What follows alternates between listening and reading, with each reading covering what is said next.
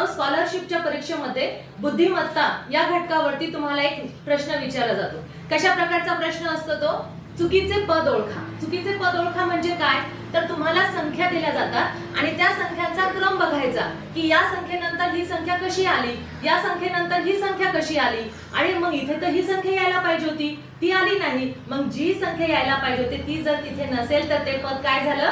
चुकीचं झालं. ते पद काय झालं? चुकीचं झालं. मग या ठिकाणी मी दोन उदाहरणं घेतलेली आहेत, तर समजून घ्या. तर पहिल्या उदाहरणामध्ये तुम्ही बघू शकता कशा प्रकारच्या संख्या आहेत. मग इथे जर तुम्ही लक्ष दिलं आणि बघितलं तर इथे 2 चा टेबल तयार होऊ शकतो. 2 1 जा 2, 2 2 जा 4, 2 3 जा 8 येतं नाही. मग 2 चा पाढा येऊ शकतो का इथे? Very good.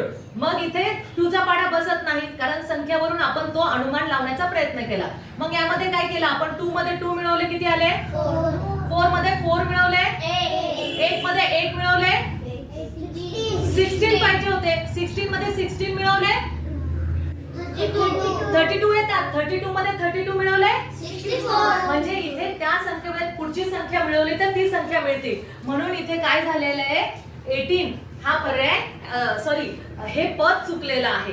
18 हे पद चुकलेलं आहे. म्हणजे पर्याय क्रमांक किती? 3. आपण अनुमान काय लावला? 2 + 2 4, 4 + 4 8, 8 + 8 इथे 16 पाहिजे होते, बरोबर? आता पुढचं उदाहरण बघूया. 8 11 16 19 23 27 32 यामध्ये त्यांनी कशा प्रकारचं अनुमान लावलेलं असेल बरं? आपण काय करू शकतो? आता इथे जर तुम्ही बघितलं 8 मध्ये 8 मिळवले 16 येतात. 11 मध्ये 8 मिळवले 19 येतात. 16 मध्ये जर 8 मिळवले तर किती यायला पाहिजे होते? 24. पण इथे किती आहे?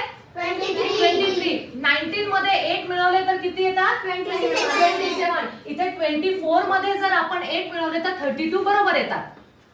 म्हणजे पण इथे 23 ही संख्या काय आहे? चुकलेली आहे. म्हणून पद पर्याय क्रमांक 1 हा चुकीचा आहे. 23 हे पद चुकीचं आहे. समजलं?